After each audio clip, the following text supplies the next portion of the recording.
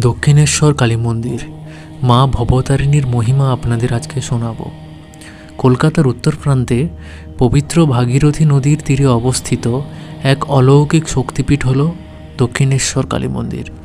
এই মন্দির শুধু একটি উপাসনাস্থল নয়, এটি ভক্তি, সাধনা ও আধ্যাত্মিক জাগরণের এক মহান কেন্দ্র।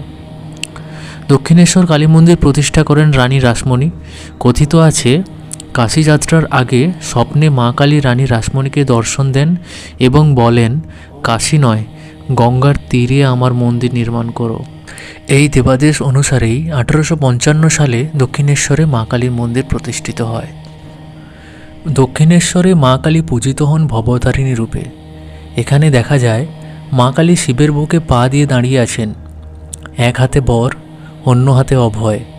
এই রূপ ভয়ঙ্কর নয়, বরং করুণাময়ী ও মুক্তিদাত্রী।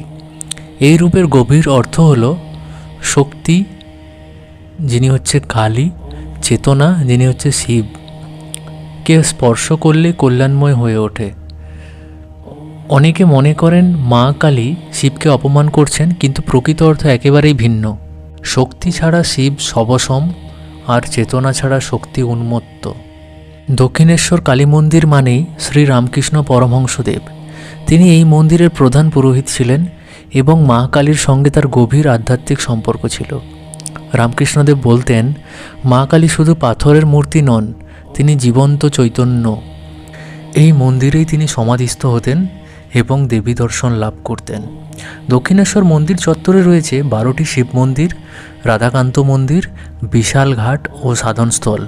পুরো মন্দির এলাকা এক আধ্যাত্মিক পরিবেশ দিয়ে ঘেরা।